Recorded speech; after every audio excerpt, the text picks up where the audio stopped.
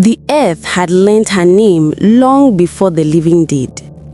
14 small graves lay behind Isiamara's hut, arranged in uneven rows as though even the soil itself had grown tired of keeping count. Some were marked with stones, others with broken clay pots, a few with nothing at all. The wind passed over them gently, not daring to disturb what slept beneath. In Akalae land, there were many women who had buried children, but none who had buried so many, so quickly, and in such cruel sameness. Every child died the same way.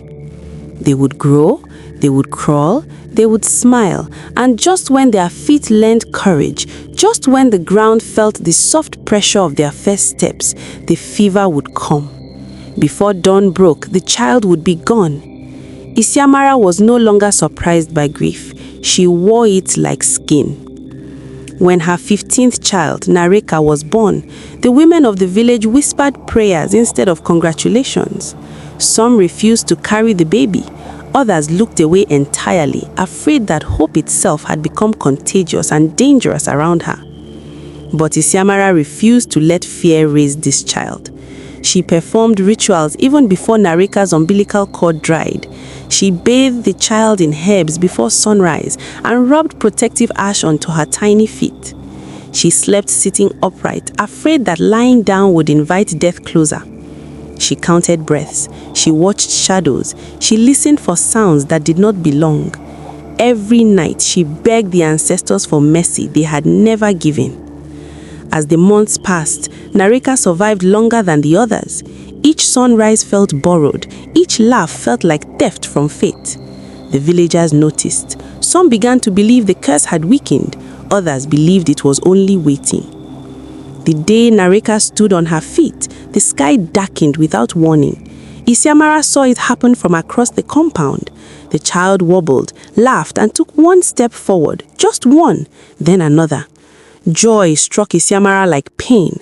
Her legs gave way beneath her as she ran, screaming the child's name, tears already falling as though grief had arrived before the moment ended. The elders would later say that mothers sometimes know things before they happen. Isiamara had known. By nightfall, Nareka's burned with fever. Her small body shook as if something inside her was being pulled away. Isiamara held her close, whispering every prayer she had learnt and many she invented on the spot. She burned herbs until the air choked with smoke. She sent for a medicine man who promised relief but delivered only silence. Nothing worked. By the third night, Isiamara knew the truth she had been running from for 10 years. This was not chance. This was not sickness. This was punishment. Before dawn, she wrapped Nareka tightly against her chest and ran. The forest path to the Akalae Shrine had been forbidden longer than anyone remembered. Children were warned never to speak its name aloud. Elders avoided even pointing in its direction. It was said that the shrine listened, and listening things rarely stayed silent. Isiamara did not care. Her feet bled as she ran. Branches tore at her wrapper. The forest watched her without sound. When she reached the shrine, her strength failed her completely. The ancient priestess emerged as though she had been waiting.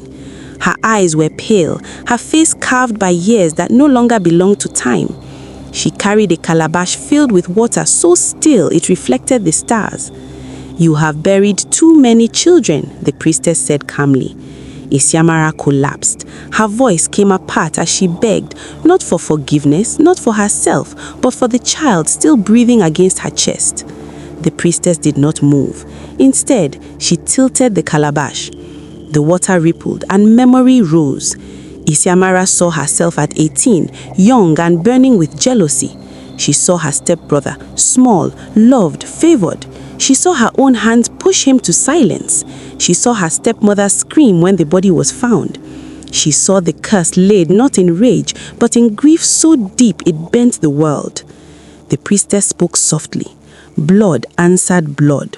Wombs remember what mouths deny. Isiamara screamed until her voice broke. "To save this child," the priestess said, "you must kneel where the curse was born.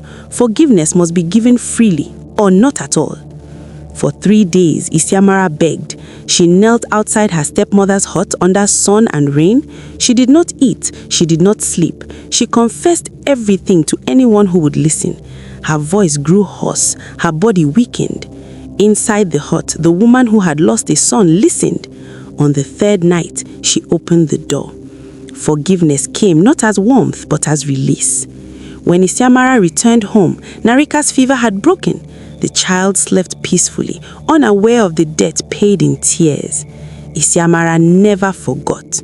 Some curses break, others remain as scars, and in Akalae land, the earth still remembers her name. This is Whisper Tales, where ancient voices still speak, and every story leaves a mark.